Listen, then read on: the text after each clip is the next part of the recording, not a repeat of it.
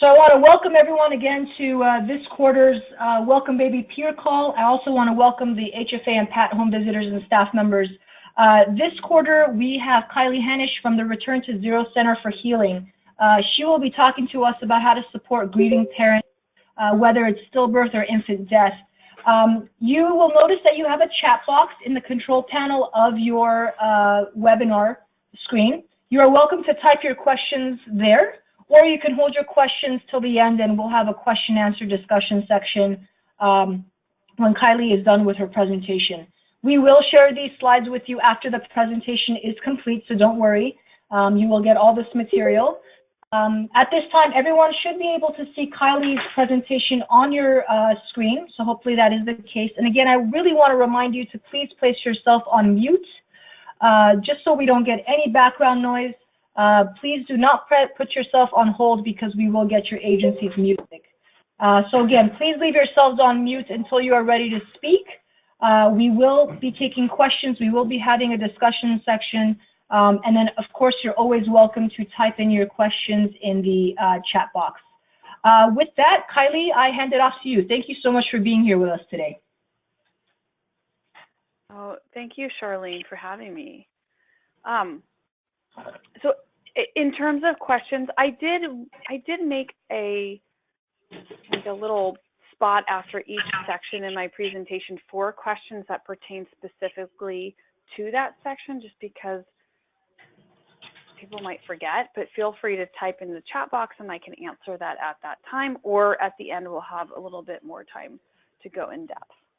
But I'm going to be talking today about supporting parents after perinatal loss. And I know that some of you may encounter this when you are working with families and not know what to do, because so many of us don't know what to do when anyone dies, let alone when a baby dies. It's an out of order death. It doesn't make sense. And as a society in general, we're not comfortable with death and grieving, and we don't know what to do. So hopefully after today's webinar, you'll feel comfortable just in general with death. I think that you can apply a lot of what you learned today in all aspects of your life, but also with the families that you're working with. So I'm going to,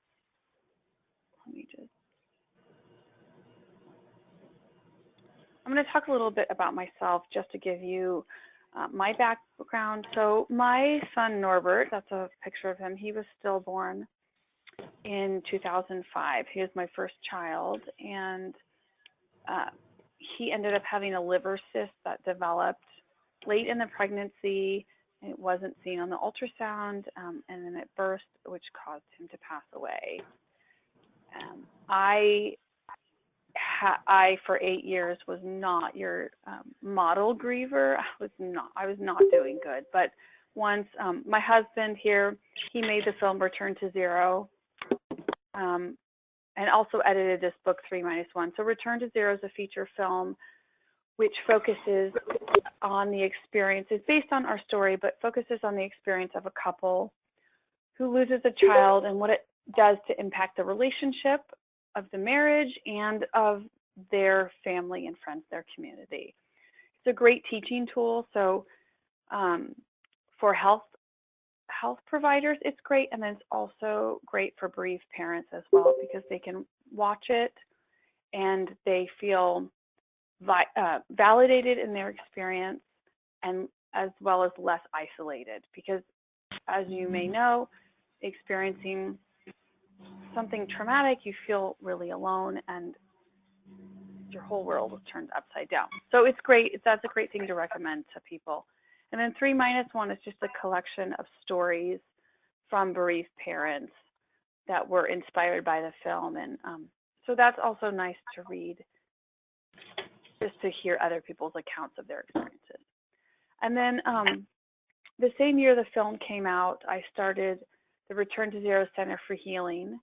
And this was initially, I initially started doing retreats for bereaved moms, like a weekend retreat. And so that is where it started. And now it's moved into more in addition to the retreats, awareness and education around perinatal loss, both to bereaved parents, their family and friends, and healthcare providers. And then lastly, I am on the board for 2020 Mom, which is a nonprofit located here in Southern California, but it's a national nonprofit focused on bridging gaps in maternal mental health. And it's more about systems change, working with hospitals, insurers, legislation, that type of stuff, hoping to get universal screenings of new moms for perinatal mental health disorders, and figuring out like how we can set up a treatment system as well. Okay, enough about me. I'm going to move on. So how do you define perinatal loss? So the definition is the non-voluntary end of a pregnancy, anywhere starting at conception, during pregnancy, or up to the first 28 days of life. I also like to include here, although it's not technically included in the definition, is termination for medical reasons. So people who have to make that choice, there's something wrong with the baby, and the baby's probably not going to live. And so making the choice of, do I terminate the pregnancy now, or do I wait, carry the baby throughout the pregnancy, and then the baby will most likely die at the end of the pregnancy. So that is a choice people have to make, but it is a horrible choice. And I include this in people, just in the conversations that I have and the people I work with. And just defining some of the terms here that you may have heard but not know technical definitions. So miscarriage is less than 20 weeks. Again, termination for medical reasons. Stillbirth is greater than 20 weeks gestation, and neonatal death is in the first 28 days of life. But I also, you know, and same with you, a loss of a child in that first year goes in here. It's not considered technically perinatal loss, but it is an infant death. And I also wanted to point out that 1 in 8 births happen in California. So we are dealing with quite a bit of this here, and that's why I'm excited to share this information with you, is because it is happening, and the more people that are educated about it can better support families. And I also want to have you think about, when you meet with a family, I'm not sure exactly, you know, at what point you are connected with them, but do you take a loss history? So this could be a loss history in general, like have they experienced any losses in their family community recently? Because that will affect them. And then do you take a pregnancy loss history? Because maybe that isn't as recent, but that will definitely affect a woman's mental health in the subsequent children, and how do they parent those subsequent children. So I think that's just really important for all people to understand, like, where this mom is coming from. Next, I want to show, so I'm going to show just a few clips from the Return to Zero film, because it's more exciting than listening to me talk, and you can actually see, you know, what the experience is like for somebody. So let me just play this, and you will need to turn your audio on to be able to hear. Morning. Oh wait, let's go back. It's not working. Okay, sorry about that.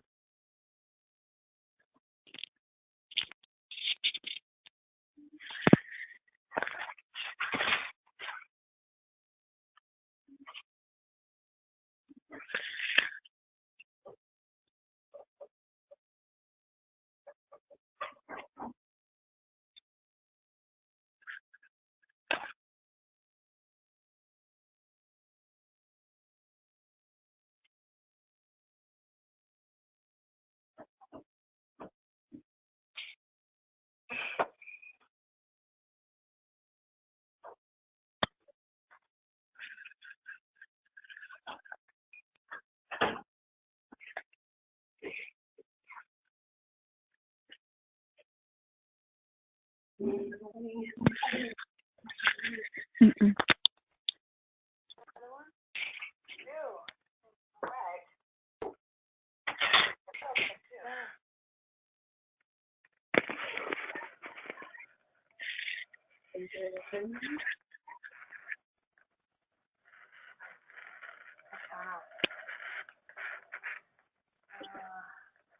The doctor.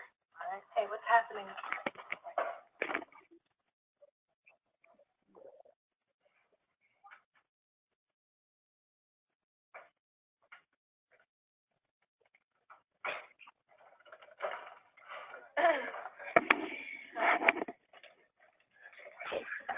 Okay.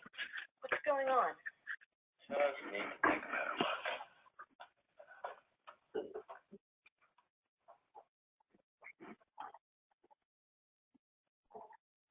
Okay, there's the head. Great.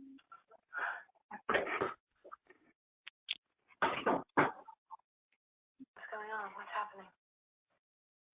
Keep breathing. You're doing fine. How is he?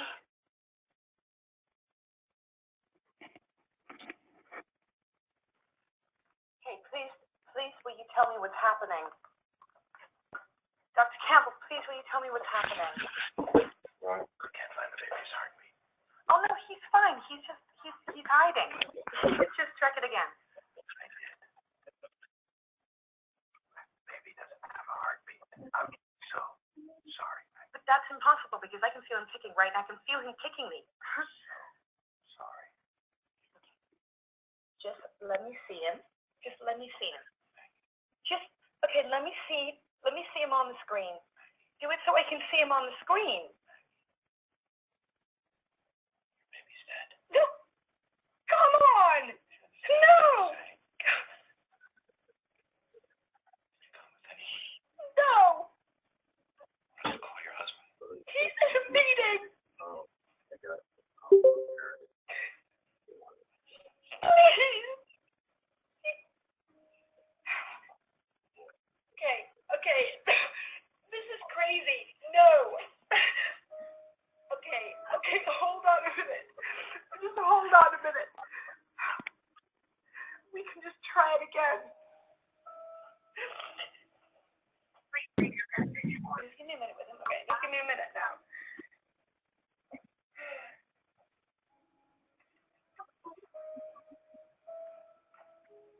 Come on, baby. Come on.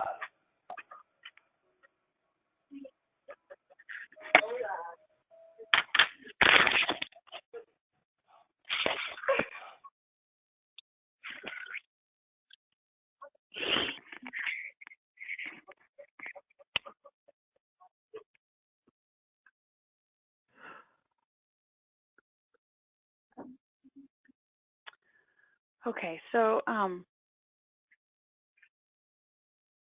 I just want to emphasize here how unexpected this type of loss usually is.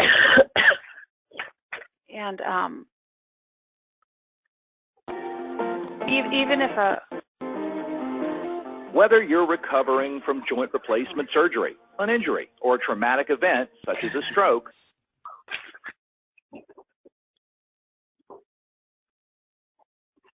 okay. I think you're okay to go, Kylie. Thank you. Yeah, okay. So I just want to emphasize how unexpected this type of loss usually is, and the parents are in shock, and they can be numb, and a lot of times the mom is alone when she finds out that her baby has died.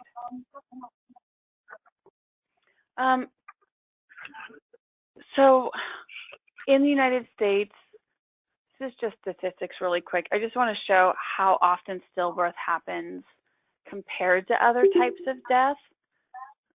It's about 26,000 a year in the United States. And then also looking at the rates of stillbirth by race, and just noting that the non-Hispanic Black population is almost twice as many stillbirths as non-Hispanic white. So you may be seeing this a lot when you're working with your clients. I don't know if you call them clients, but clients, patients, and just being aware that in that population, it does happen more so than the white population. So I'm going to talk a little bit now about reducing regrets and creating healing experiences in the hospital. You may not have the opportunity to be with the mom or connect with the mom before this happens, but in case you do, I just wanted you to be educated about this, and I'll go really quickly through these slides. And you can refer back to them if you indeed have this experience come up. So in the hospital, in labor and delivery, so the first thing I want to recommend is using this page on my website. It's called At the Hospital, and I have it in different languages. And let me just actually see if I can pull this up, because it's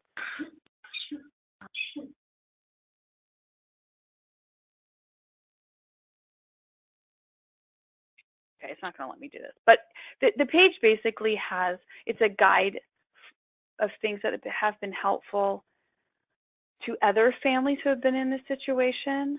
And it kind of gives ideas in a really simple format of what might be helpful to families in the hospital. So the next thing is knowing that this is an experience where parents feel totally out of control, right? Their baby's tied, that's not in their control. They're in a situation now where they have to deliver the baby. And so I just want to stress the importance of giving parents choices and control wherever possible, so that they, it helps balance them out a little bit and feel in more control. Slow things down. So most of the time, it's not, unless it's medically necessary, you don't have to rush. So even when you find out that the baby's died, you don't have to rush in there. And then even, as you know, induction of a pregnancy is not a fast process either, but giving parents the time to plan a little bit. What do they want the birth to look like, now knowing the situation that they're in? And so I'll talk a little bit more about this in a minute, but always use the term baby. So sometimes we'll hear people say, oh, it's the fetus, or this is a fetal demise. And although those are technical terms, don't ever, ever, ever say it, because it's just, we have to remember that the baby is a person, and the parents have created an attachment to the baby from the moment that they learned that they were pregnant. So it's really important. If the parents have named their baby, try to use the baby's name as often as possible. It just helps them maintain that connection. For the labor and delivery, creating this really safe space in the hospital, and as I mentioned before, creating a modified birth plan for what this is going to look like. Who does that person, the mom and dad, want in the room? Who do they want to see the baby afterwards? What kind of pain management do they want? There's just choices like that have to be thought of, and things are going to be different because the baby's not alive. But in terms of pain management, it's okay to get an epidural because the baby's not alive, that the medication will not hurt the baby. But does the mom want to do that? So it's just discussing those things. And then if you're there or able to recommend to somebody else, taking care of the parents, just making sure that they are eating, sleeping, drinking as much as possible, because it's going to be a long road, just even in the short term. And then looking at making memories in the hospital. So knowing that this is the only time parents will have with their babies, and that they have a very short amount of time to make memories so that it will reduce future regrets. You know, if they have it, like even picture taking, as morbid as that may seem, they don't have to look at the pictures, but they're there if they want them later. So, you know, another thing that I want to say is giving parents as much time as they want with their child. I mean, I had an hour. I should have been given much more time. And part of that is that I didn't have anybody guiding me in things that were important to do. In that time, like I was like, oh, my son is dead, I don't even know what to do. But if someone was there telling me, oh, we should be taking pictures, we should creating memorial items, healing experiences like handprints, footprints, and then I think I'm going to talk a little bit about this, parenting So naming the baby, if they haven't already done so, is the first thing. You know, having skin-to-skin contact, rocking, holding, kissing, cuddling. These are things that you would do, wait, let me go back, with a live baby. And that's what I tell people is treat the baby that has passed away as it were a live baby, that there's no difference. And in terms of also just like the attitude and the respect that people give to that baby. And this is maybe something that you're talking to the family about, and maybe you don't even get a chance to talk to the parents, but a family member could pass this information on to them. And just some more ideas about parenting the baby. You know, things that you would do normally. And then, you know, would they want a religious service or ceremony in the hospital? And you can also see these photos that are that I'm showing. There's an organization called Now I Lay Me Down to Sleep. And then there's also some local organizations who will come and take really beautiful pictures of the babies, either if you know they're going to pass away before they pass away or shortly after.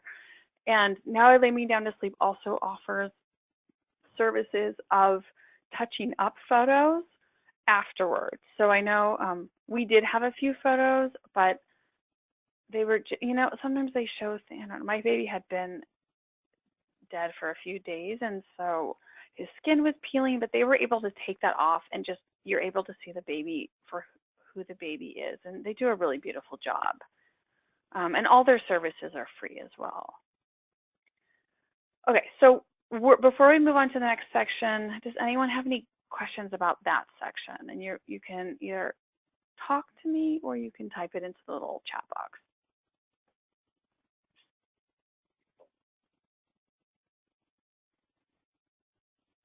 Is that important? Kylie, we have a question from a staff at LABBN, and they're wondering what steps would one take to determine the cause of the death, and if that's even important.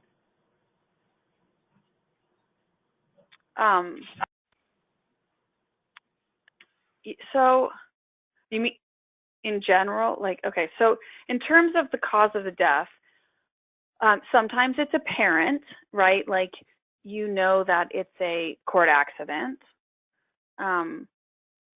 Okay, a lot of times you don't know what's apparent. So a lot of stillbirths, about a third, you don't know what the reason is, but if you can, three things: autopsy, placenta autopsy, and genetic testing. Like, those are the three things scientifically, the way that they can determine what the reason is.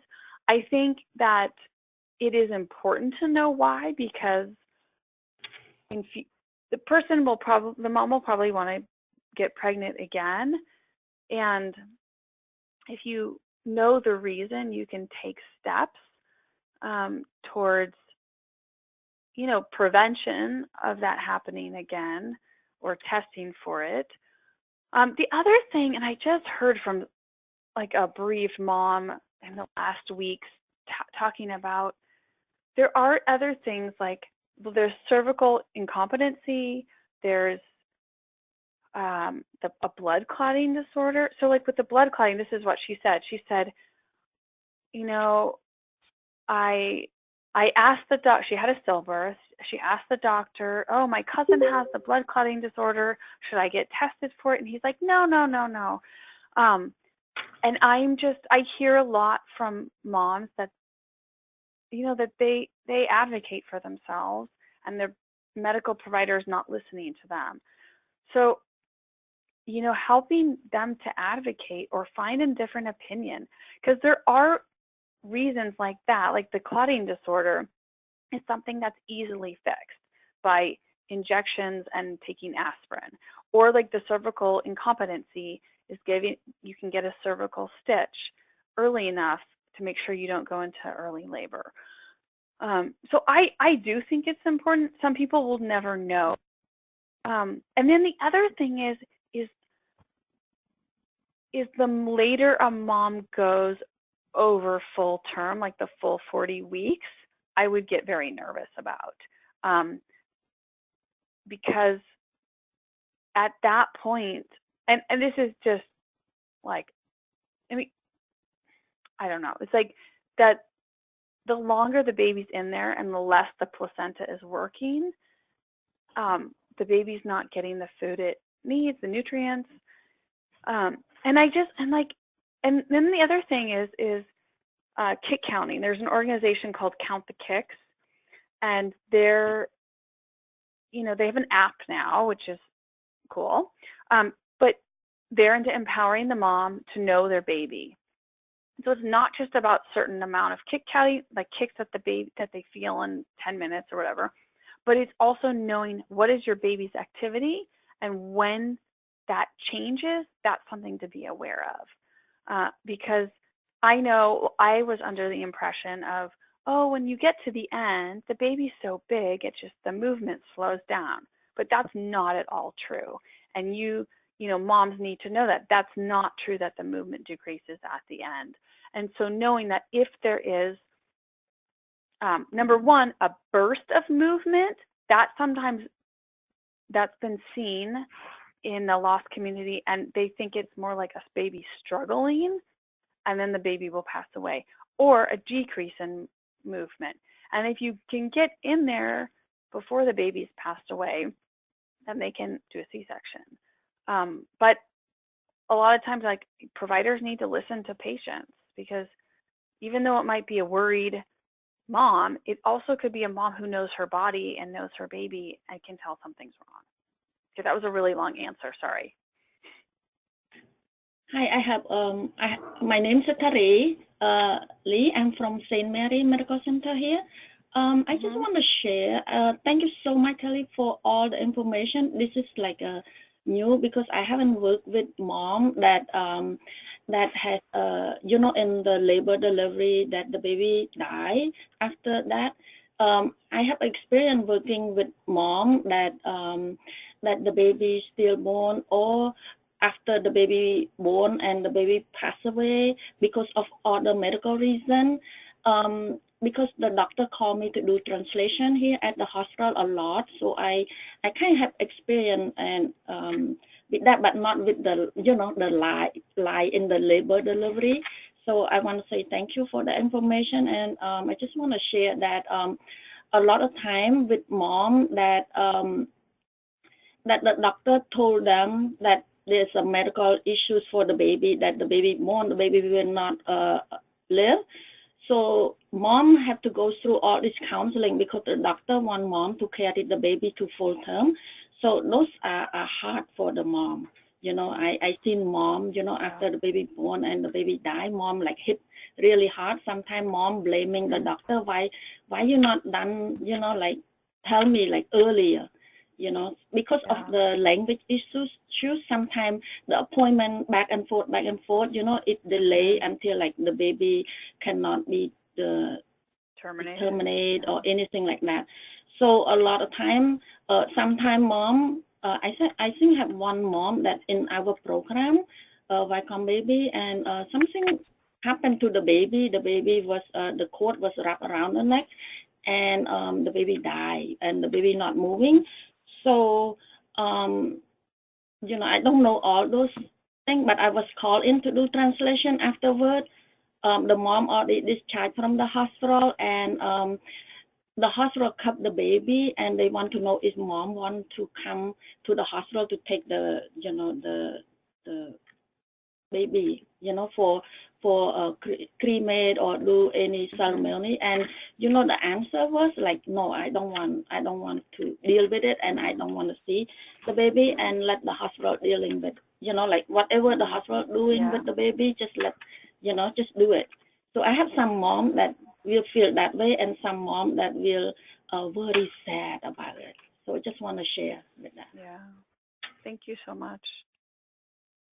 Okay, I'm going to move on to the next section. Kylie, I have one more question. If that's... Oh, yes.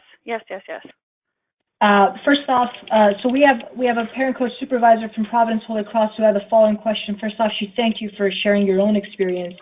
Her question was for the purpose of their home visits. So when they're able to see clients either prenatal or postpartum in the home, what would you have liked to get in terms of support if you had a home visitor? So relating your experience back to if you're able to get support in the home, what kind of things would you have wanted or needed from them?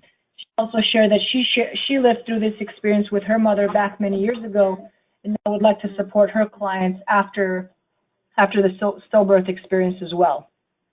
Yeah.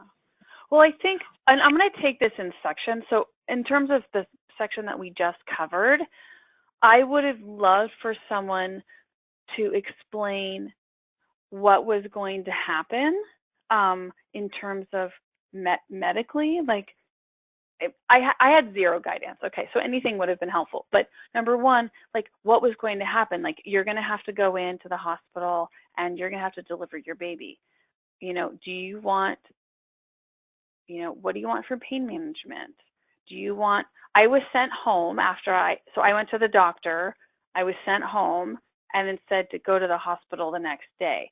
So, which now was fine, but sent home with zero instruction. So knowing like, well, do you want to bring an outfit for the baby to wear? Do you want to invite anyone to come to the hospital to see the baby? Here are things like I've created on my website, and I have really beautiful cards. We'll look at the end if we have time, or you can look later, but just ideas on ways that I could have parented my baby while I was there and not been ashamed that he had passed away, because the attitude of the hospital was very much like, oh, he's passed away, so he's, and this is going to sound really crude, but like, he's equated to trash because he's not alive.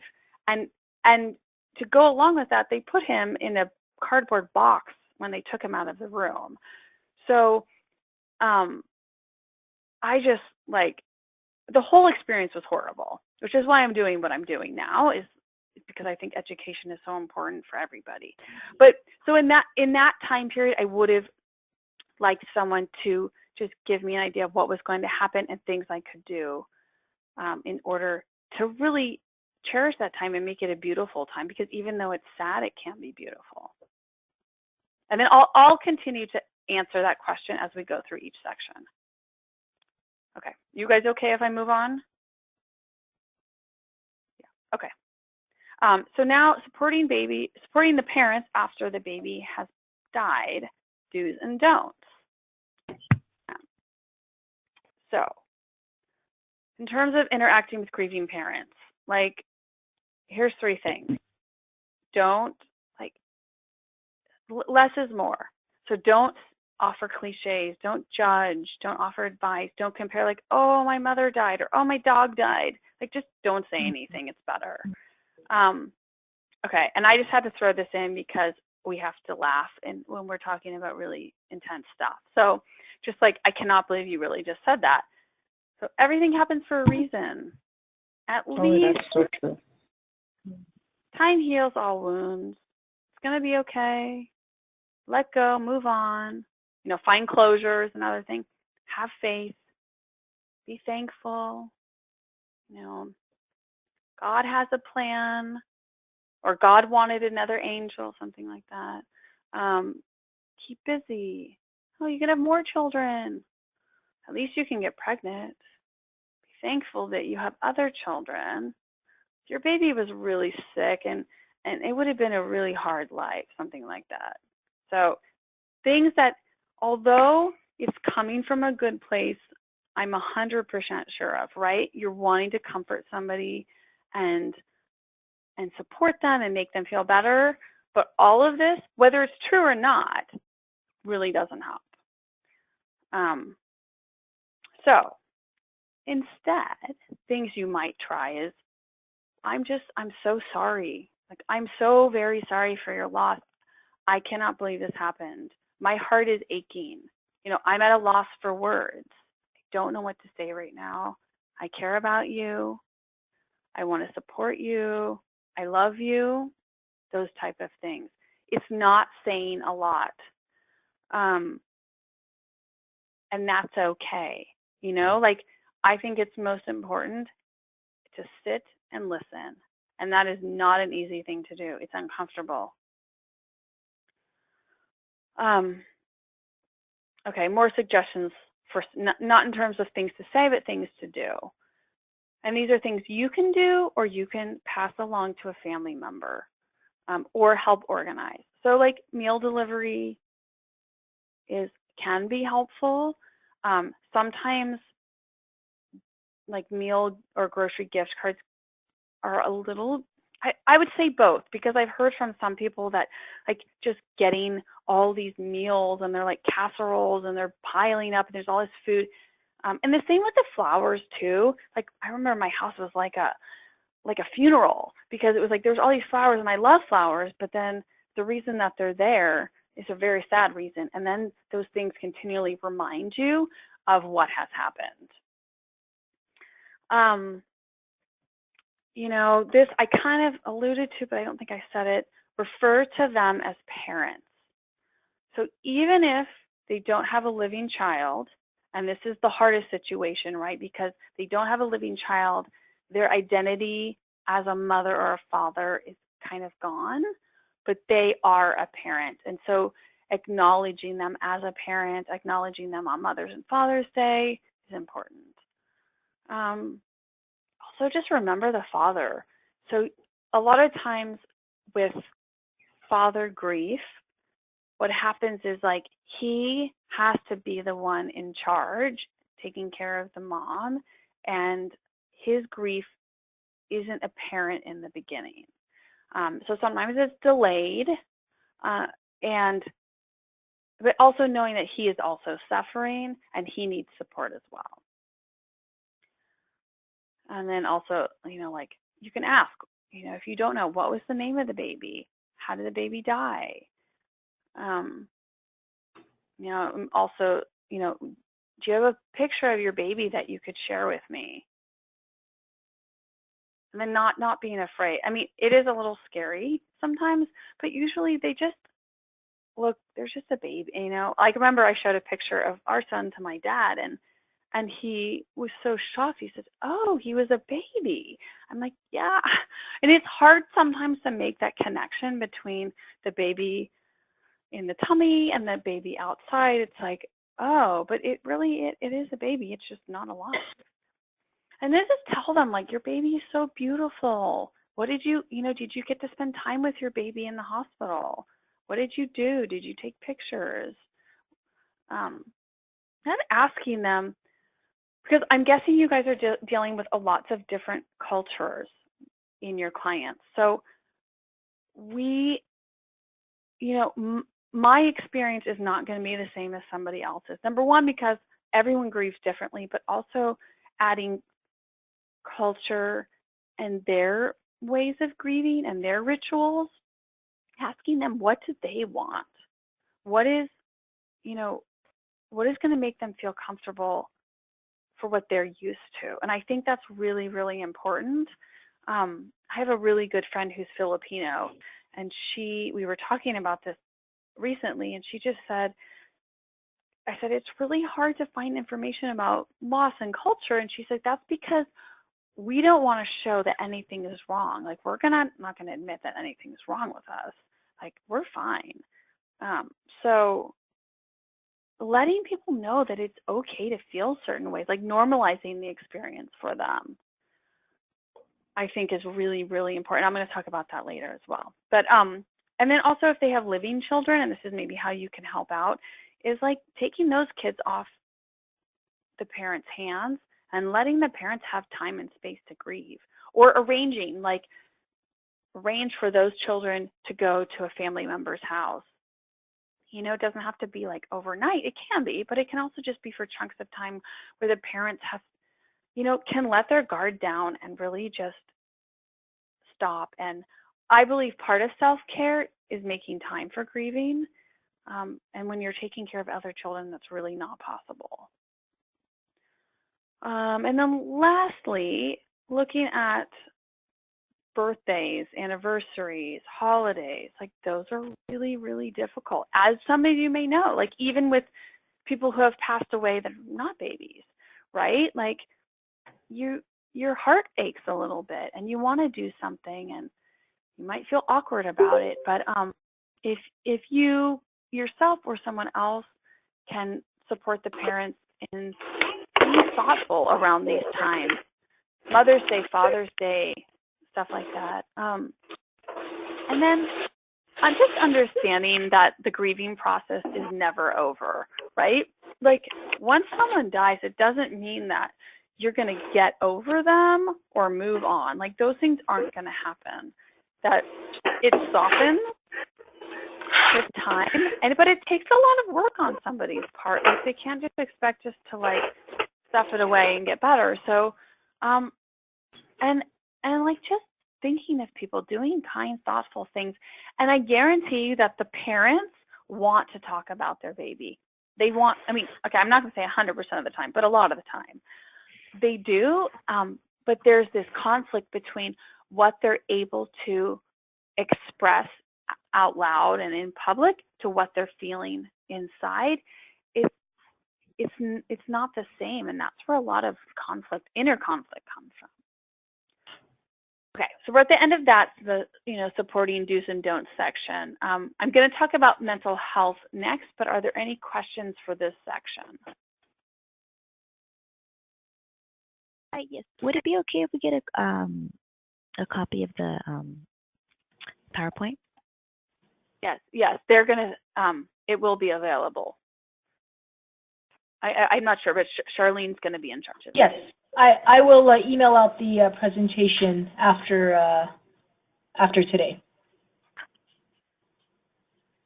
We have a question. Oh, go ahead, whoever. Go ahead. I'm Satari again. Sorry, from St. Mary Medical Center. I want to say thank you, Kelly, for bringing up the cultural, because cultural is very important for us as a home visitor to understand and be aware of, other cultures. Thank you for bringing that up.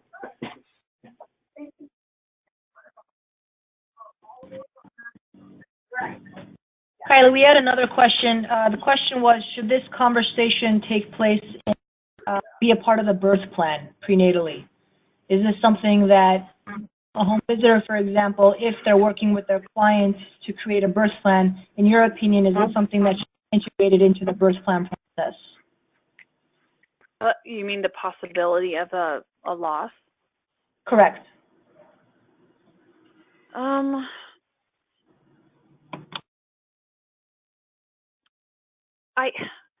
Yes and no. So I think that education, make awareness of this is important, right? Knowing that, like the part about like the movement of the baby, letting them know this can happen and here's things to look out for. And if you feel anything off or different or strange, we need to go and get help and get it checked out. I would not necessarily incorporate in depth, if your baby dies, these are things you need to think about. I wouldn't go that far. But I definitely awareness of it and the whole kick counting thing and knowing your baby's movement. Yeah, I would include that as well. And as well as mental health, which I'll talk about next. because I think bringing it into somebody's awareness and then something happens, then they have a reference, right? To be like, oh, I've heard about this before. Or, you know, what I'm feeling, that reminds me of what I saw in that brochure. And that it's not totally foreign to them. Does that help? It does, thank you. I can imagine that the information also, depending on the client's personality, I mean, if you got a client who's super hypervigilant, for example, they'll take the information very differently. It also has cultural implications and things like that as well. Yeah, and I think that if you spin it in a way that's more about wellness, and you know what I mean, that you're not talking about like, oh, your baby might die, but you know, being like, you need to really know your baby's movements, and this is an important part, and we need to keep your baby healthy and that type of stuff, but not necessarily mentioning like dying, but keeping it on a more positive point of view, then I think that that's the more helpful way to go. And then I wanted to ask, and I know we don't have a ton of time, but well, you know what, I'll save it for the end if we have time. Okay, I'm going to keep going because I don't have a lot of time. I just want to make sure I get through all this. Okay, so we're looking at mental health now. Okay, so normal grieving reactions. You can read some of this later. These are examples. This is not everything. I believe it's really important to normalize the grieving process, knowing, like, letting the client know, like, these things are normal for what you've been through. You're not crazy, you know, but knowing when things are not okay. So, I mean, insomnia is a really big one, right? Like, even with moms with live babies, if they're not sleeping, it's a big red flag of something is not okay. Depression, anxiety. But in number one, daily functioning, it's like really simple things like taking a shower, eating, like that type of stuff. But if they're having a lot of flashbacks and they're like wanting to die, or they're just totally detached, you probably need to encourage them to get some help. Here, genders, like male and females, grieve differently. It's just the brains are biologically different. So I think it's important to, I'll put this all up here now, but it, you know, again, normalizing that there are gender differences, and this is why your partner might be acting a different way.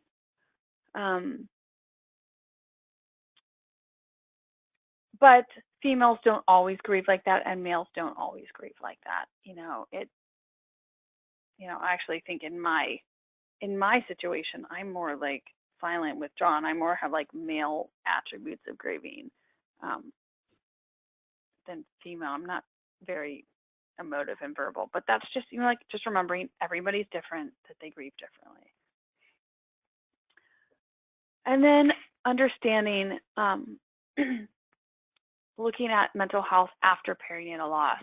So it's pretty complicated, right? So you have grief, which is one thing.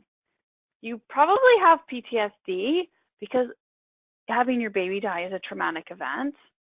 And you have postpartum stuff, right? Because the hormones are changing. And then you also have these other feelings. But bereaved moms have 4 times greater odds of depressive symptomology and 7 times increased odds of PTSD than non-bereaved moms. So that's, research shows that. So knowing that is important, because it's just like, it's a huge risk factor for mental health issues popping up, you know. Your clients probably has other risk factors that would, even in a live birth, lead to mental health issues popping up after a live birth, but now you add loss into it. It really complicates it. And then, wait, I think, I'm not going to say what I was going to say.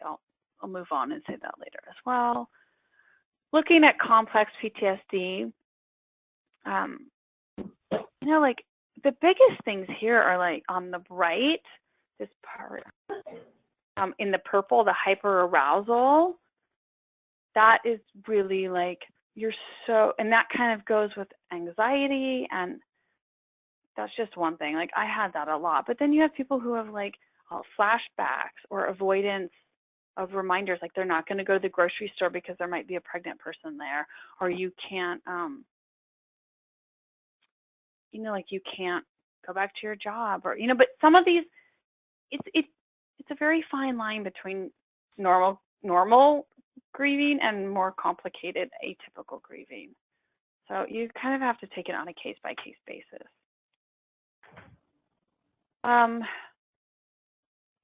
So referring for mental health care. So I believe that all parents who experience a loss need to talk to someone, right? To be there isolated by themselves, not talking to anyone who's been through this or understands what it's like, is only going to make them feel like they're crazy in their head, right? It's just going to go around and around and around. So I encourage you to encourage them to seek out help. Like, know what resources are there in the community that you live in. Are there support groups? Are there certain providers who specialize in this? Because there are psychiatrists who are reproductive psychiatrists who will know more about the postpartum period than regular psychiatrists. I mean, personally, I saw a psychiatrist, didn't know anything, and then I just gave up. Like I just, because I was like, this is not working, and you don't understand. And if it's not working, I'm not going to take medication. It's not going to help me. So other things that help, acupuncture can help, yoga can help, because a lot of times, as you know, trauma gets stored in the body. So yoga can really help move the trauma in the body and help the person kind of reconnect to themselves. And then support groups. Support is really, really, really important. And that's research has shown to be one of the things that help the most in people who experience loss and or mental health problems. Any questions on this section?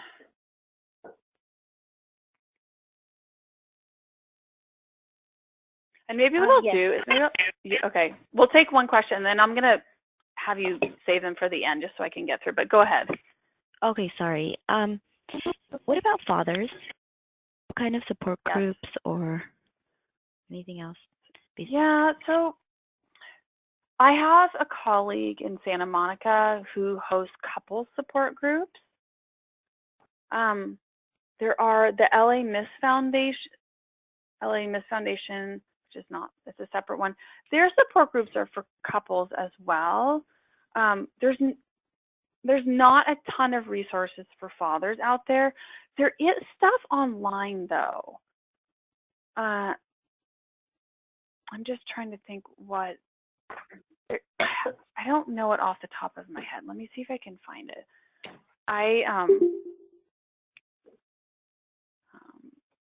No, you know what, let me look it up while I'm talking, but there isn't a lot of support for dads. And I think for them, their grief and depression comes out as anger and irritability because they're not able to express what they're going through. So I encourage, you know, for them, like if there is a couple support group, go to it. That's what I would say. And I'm going to try to look up right now, or you know what, I'm going to make a note to myself because I just got to keep going, but I'm going to look up an online support for dads. And I'll give that to Charlene to send out to you. Okay, so next we're going to look at supporting parents in regaining control. And so first, buffering the effects of trauma.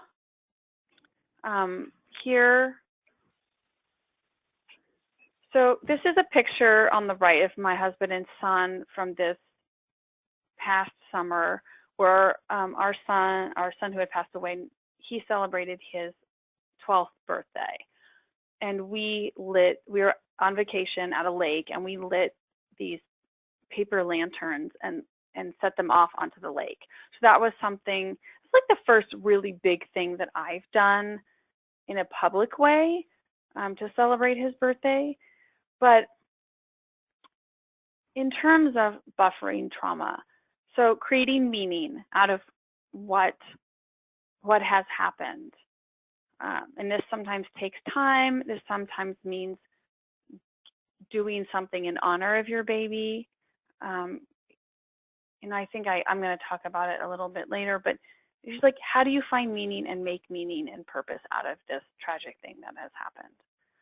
I encourage ongoing bonds with the deceased child, like you would with any person that's passed away. So what I hear often is, if I stop feeling pain, I'm not going to be connected to my child because it's the pain that connects them. But we try to teach them, look, there's ways that you can connect with your child that don't have to do with pain. You know, it's ritual. It's creating like a sacred space in your home. It's talking to your child. It's things like that. On my website, I have a lot of ideas too. And I included different links on my website that you can go visit just for more details. Social support, as I mentioned before, is crucial. So from family and friends, as well as bereaved parents.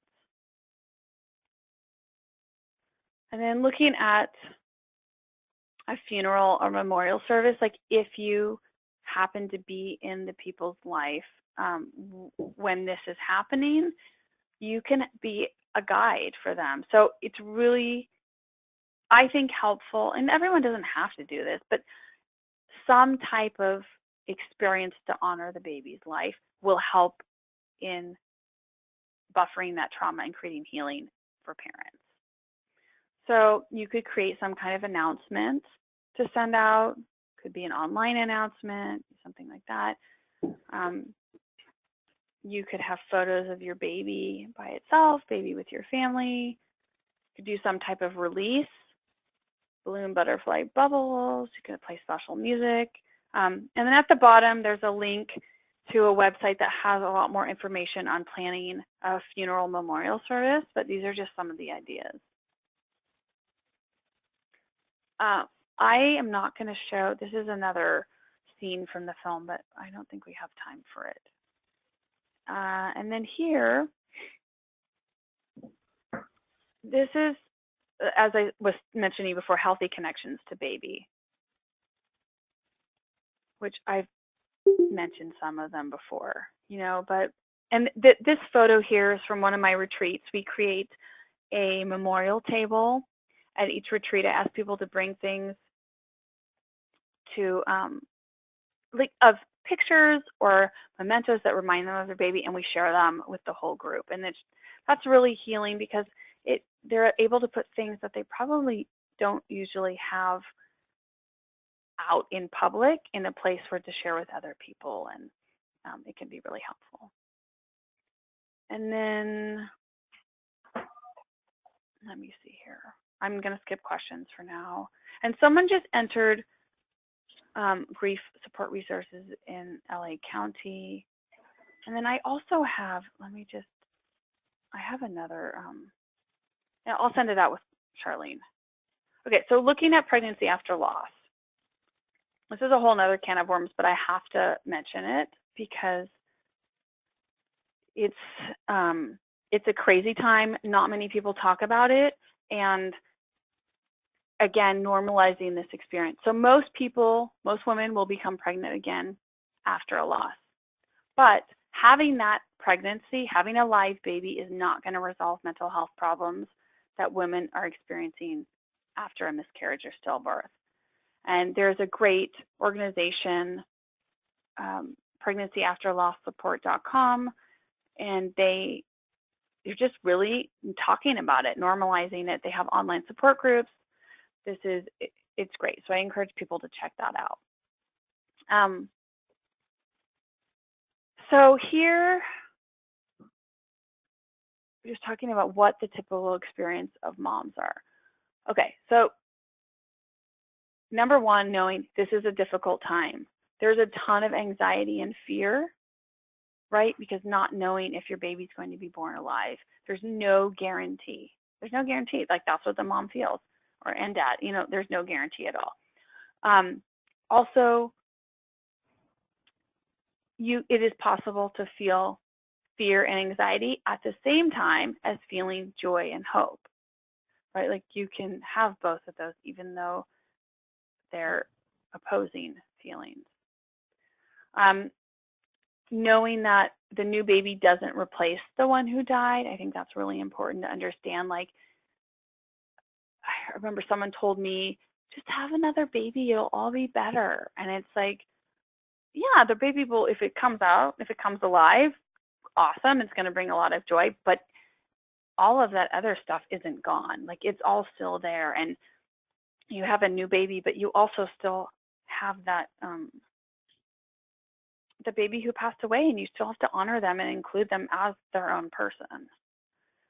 I see, like, in myself, but in other people too, right? This denial of the pregnancy, I didn't want to tell anyone until I was like ready to have the next baby, because I didn't want to have to deal with telling them that the baby died.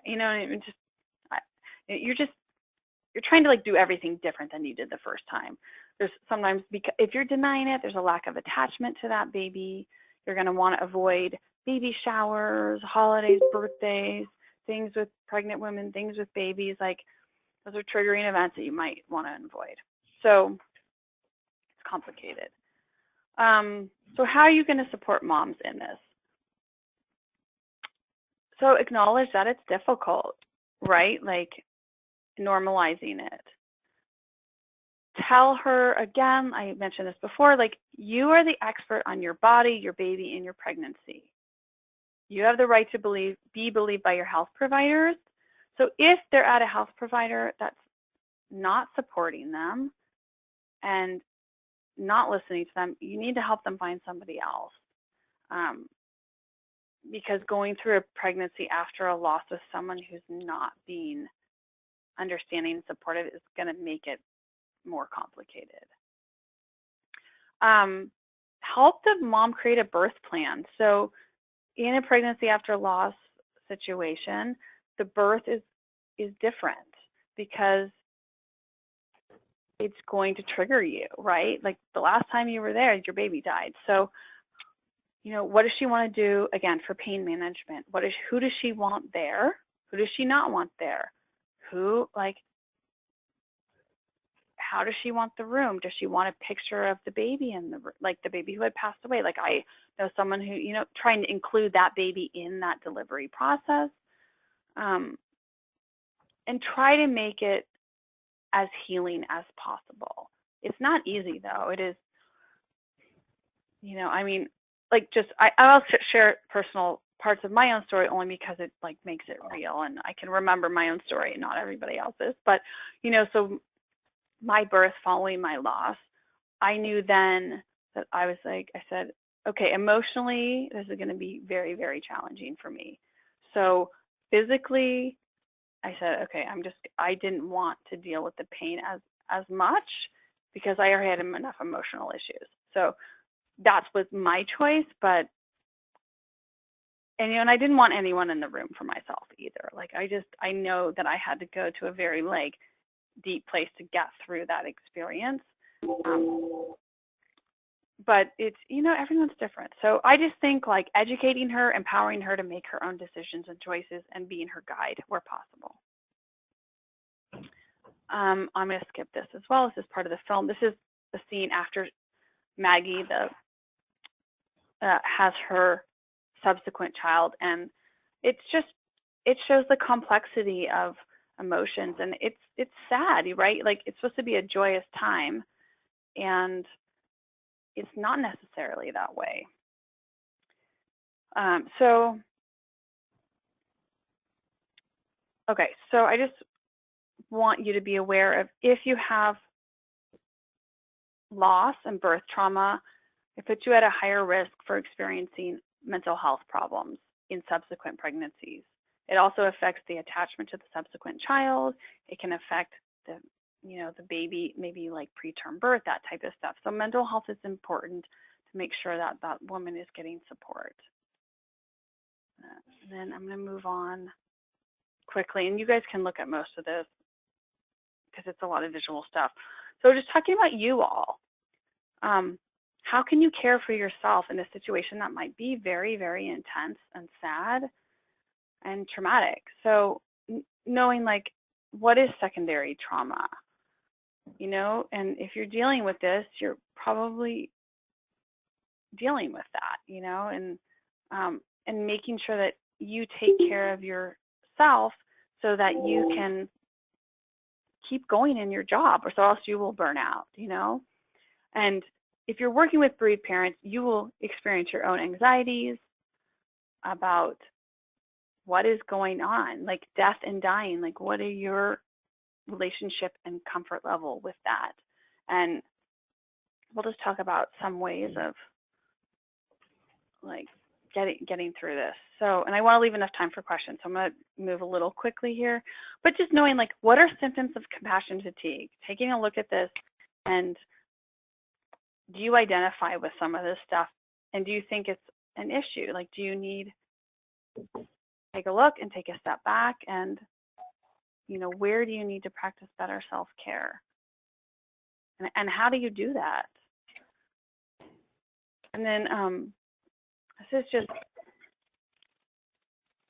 examples of what a trauma exposure response looks like.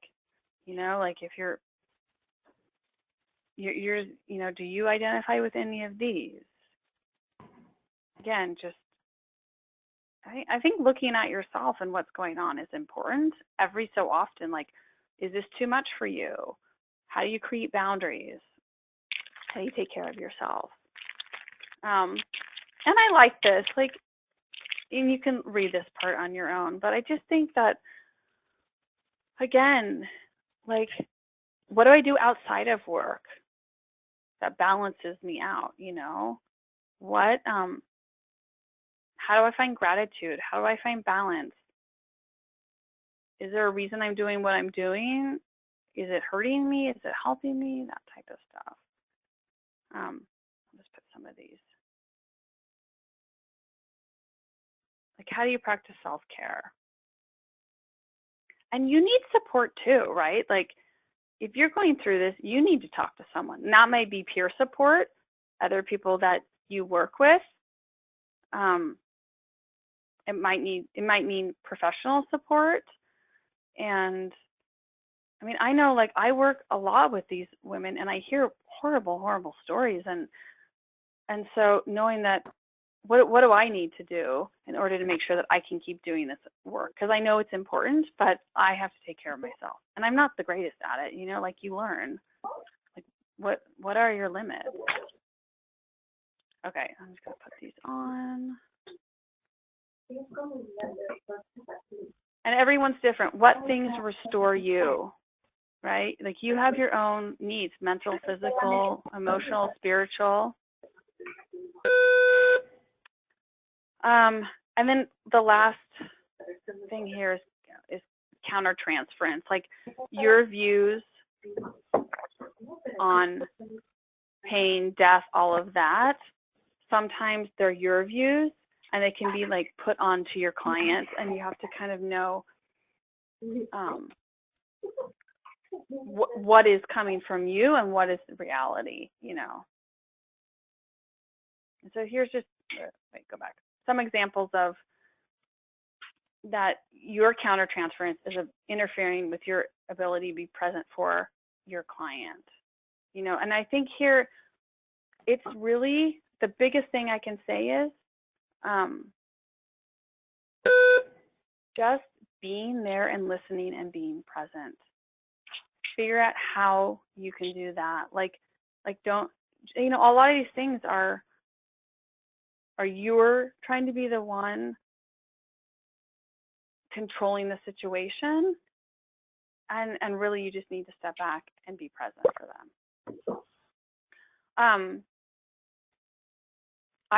And then you'll have all this in your PowerPoint. So my website is a really great resource for so many things. I'm also adding videos in the next month that I'm in the process of editing, videos of health providers and bereaved parents that will just on all sorts of topics. So I'm excited to share that. These are that page at the hospital, but we have a variety of languages. We have hospital cards in English and Spanish printed out, and you can find those on the website. But this is a great thing for even for you to look at. I have a Los Angeles resources page on my website as well that has links to different support groups, and there is also the ability, number 2 down there, a copy of the stillbirth. It's more like a stillbirth birth certificate that you can get in California. Okay, now we will open it up for questions. This is Charlene. Yes. Kylie, first and foremost, I want to thank you for sharing your own experience and guiding us with your story through this presentation. So a virtual big round of applause to you for taking the time to do this for us, really getting into the details of your just like you said, I'd like to open it up to folks on the call. Does anybody have any questions at this time? I don't see any questions in the chat box. So if you do have a question, please go ahead and verbally ask it through the phone.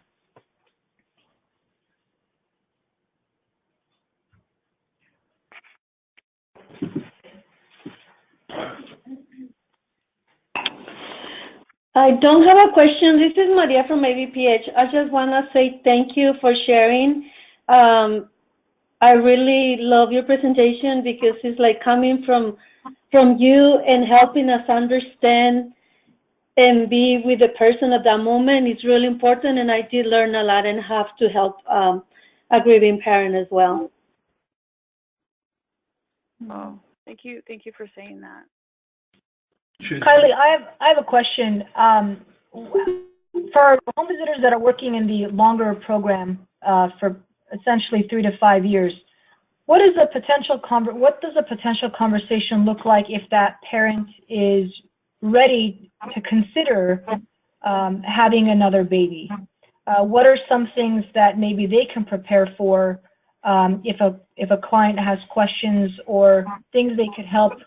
Maybe some reflective questions that they could ask a potential family if they're considering becoming pregnant again.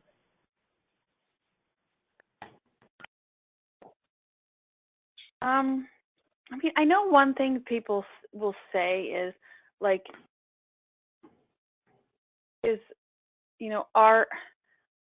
or to their self, like, am I ready to get pregnant again, knowing that I might lose the baby? Like, could I deal with that?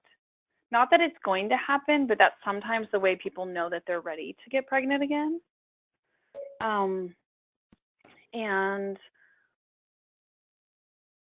And then also just educating them on what the experience is like emotionally, so that they understand that it's complex. It's joy, but it's a ton of fear and anxiety, and that's completely normal. And I think those are kind of the biggest things that I would say. But if, and then the other thing is I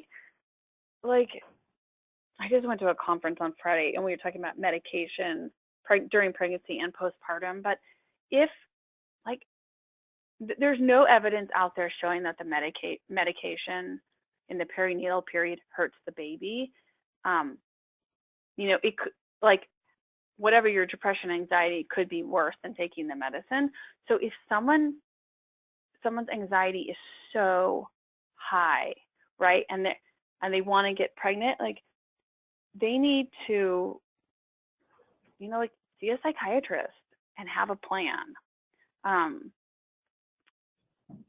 ahead of time. Okay, this is what's happening. Do I want to get stabilized before I get pregnant?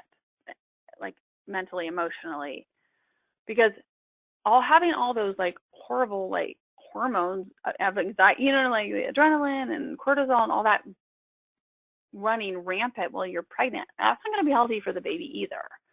And having a support team there for you, Or having, and if you don't need it during the pregnancy, like, okay, I'm, this is normal, but I'm okay. Having it after the pregnancy, because chances are they're going to need support. I mean, I'm talking support and medication support.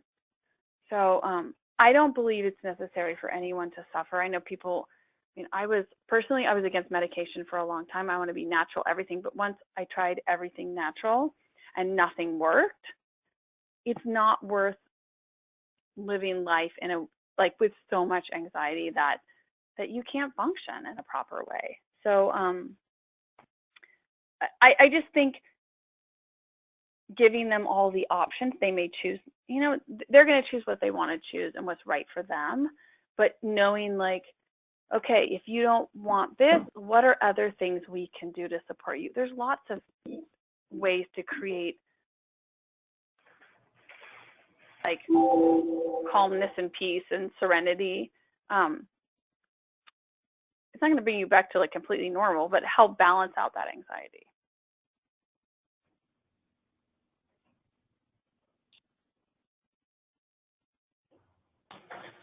Any other questions for Kylie? And you guys can email me as well. My email is up there. It'll be on the PowerPoint. You can find me on my website. And I'm also completely fine if you have people that you want them to reach out to me directly. I'm totally fine with that as well. This is really hard stuff, and it's not always easy to get through alone. And I encourage you to watch the film. So the film is available through Netflix, on Amazon Prime, and iTunes.